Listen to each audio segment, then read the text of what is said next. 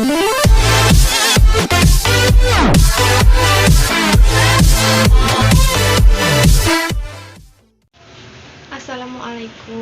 apa kabarnya kalian semua? Mudah-mudahan kita semua masih diberi kesehatan dan selalu dalam lindungan Allah Subhanahu wa Ta'ala. Nah, kali ini materi yang akan kita bahas adalah materi berkaitan dengan bukti transaksi. Jadi, sebelum kita membahas tentang bukti transaksi, Ibu mau mengulas sedikit tentang pengertian akuntansi. Jadi, pengertian akuntansi itu menurut American Accounting Association atau biasa disingkat dengan AAA atau 3A, yaitu kegiatan mengidentifikasi, mencatat, dan membuat laporan keuangan yang nantinya laporan keuangan tersebut akan digunakan oleh pihak-pihak yang membutuhkan dalam pengambilan sebuah keputusan. Jadi yang pertama dilakukan adalah mengidentifikasi. Apa itu mengidentifikasi? Jadi mengidentifikasi itu kalau dalam akuntansi itu artinya mengenali transaksi. Apa itu transaksi? Transaksi itu adalah kegiatan yang dilakukan oleh seseorang ataupun perusahaan yang nantinya akan mempengaruhi keuangan seseorang atau perusahaan tersebut. Nah, setiap hari sebenarnya kita pasti melakukan transaksi. Misalnya saja, kamu diberikan uang jajan oleh orang tuamu, nah itu transaksi. Kemudian membayar SPP, itu juga transaksi. Misalnya membeli jajan, itu juga transaksi. Jadi transaksi ini sebenarnya dekat dalam kehidupan kita sehari-hari dan sering kita lakukan. Jadi nanti kamu mengidentifikasi transaksi itu. Jadi apakah transaksi itu akan menambah keuanganmu atau bahkan mengurangi keuanganmu. Nah, jadi kalau diberikan jajan oleh orang tua itu kan artinya menambah uang ya. Tapi kalau kamu belikan bakso, uangnya yang diberikan orang tua tadi itu artinya bagi kamu adalah pengeluaran uang. Nah, itu identifikasi seperti itu. Kemudian semua transaksi yang terjadi itu dicatat dan nantinya akan menjadi sebuah laporan keuangan.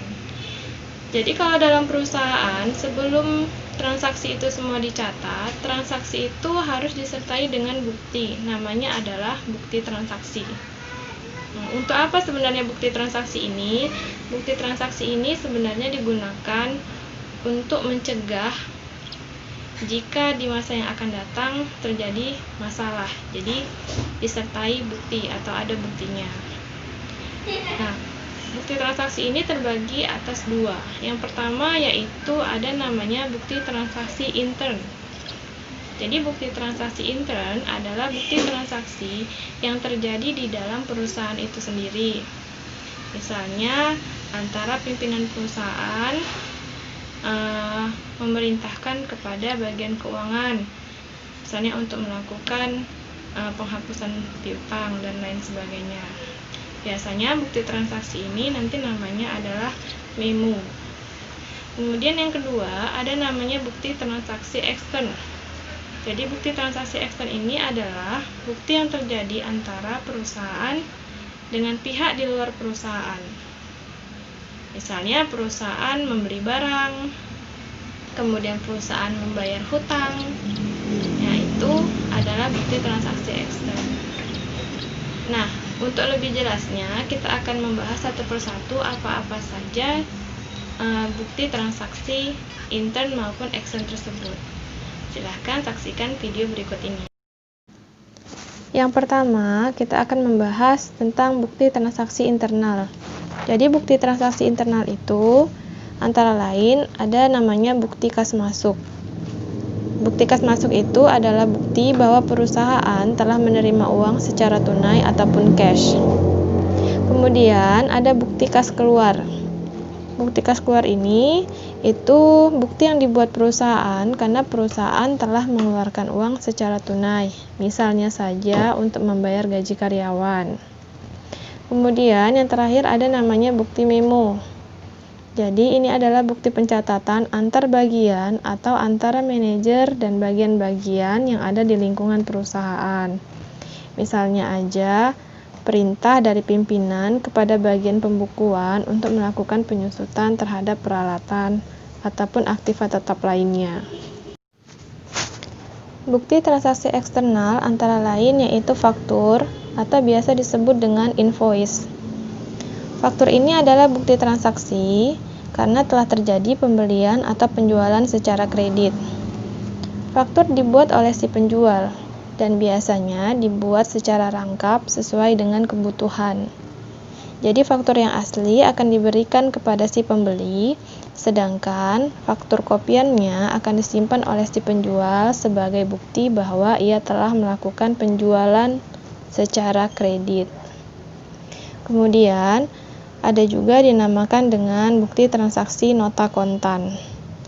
Ini hampir sama dengan faktur, hanya bedanya kalau faktur itu bukti transaksi pembelian atau penjualan secara kredit, sedangkan nota kontan ini adalah bukti yang terjadi karena adanya pembelian atau penjualan secara tunai ataupun cash. Selanjutnya adalah bukti kwitansi. Bukti kwitansi ini adalah bukti karena adanya transaksi penerimaan sejumlah uang. Kwitansi dibuat dan ditandatangani oleh pihak penerima uang. Umumnya, kwitansi terdiri dari dua bagian. Bagian pertama akan diberikan kepada pihak yang membayar sebagai bukti pencatatan pengeluaran uang, sedangkan bagian yang kedua, atau biasa disebut dengan sub atau bonggol, itu disimpan oleh si penerima uang sebagai bukti pencatatan bahwa ia telah menerima sejumlah uang. Bukti transaksi selanjutnya adalah bukti nota kredit maupun nota debit. Nota kredit dan nota debit ini adalah bukti apabila terjadi transaksi retur. Apa itu transaksi retur? Transaksi retur adalah transaksi pengembalian barang yang telah dibeli kepada penjual, disebabkan karena barang tidak sesuai dengan pesanan, barang cacat, barang rusak, barang pecah, dan lain sebagainya. Nota kredit adalah sebuah bukti transaksi penerimaan barang yang telah dijual.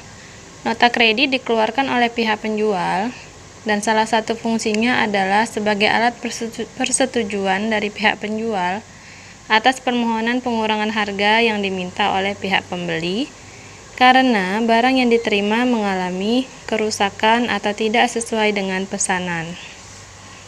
Kemudian, nota debit. Nota debit itu adalah bukti transaksi sebagai permintaan pengurangan harga kepada pihak penjual, atau bukti yang berisi informasi yang menyatakan tentang pengiriman kembali barang yang tidak sesuai dengan pesanan ataupun rusak. Hal-hal yang ada pada nota debit maupun nota kredit pada prinsipnya adalah sama, hanya saja perbedaan pada informasi yang tercantum di dalam masing-masing nota tersebut. Pada intinya, bukti transaksi yang bernama nota kredit maupun nota debit dikeluarkan saat terjadi ketidakcocokan atau tidak sesuai dengan barang yang diharapkan oleh pihak pembeli. Selanjutnya adalah bukti transaksi berupa cek.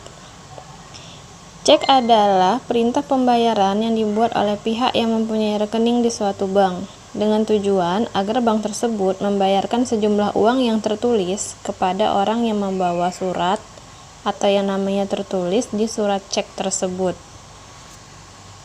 Kemudian, selain cek, ada juga namanya bilet giro.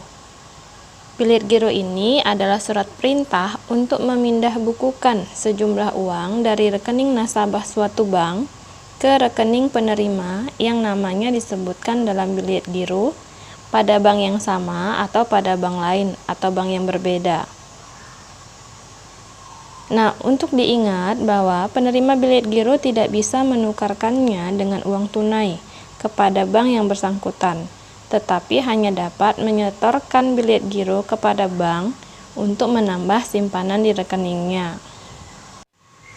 Bukti transaksi selanjutnya adalah bukti rekening koran. Bukti ini berisi tentang informasi mutasi kas nasabah pada suatu bank yang disusun oleh pihak bank untuk para nasabahnya. Rekening koran ini dipakai untuk dasar penyesuaian pencatatan antara saldo kas menurut perusahaan ataupun nasabah, dan juga saldo kas menurut pihak bank. Kemudian yang terakhir ada namanya bukti setoran bank. Nah, ini kamu semua pasti sudah mengetahui bukti setoran bank. Jadi setiap nasabah atau kita mau melakukan setoran pada suatu bank, kita harus mengisi slip setoran yang sudah disediakan oleh pihak bank terlebih dahulu. Tujuannya adalah sebagai bukti bahwa nasabah telah benar-benar menyetorkan uang pada bank tersebut. Nah, itu tadi penjelasan berkaitan dengan materi bukti-bukti transaksi.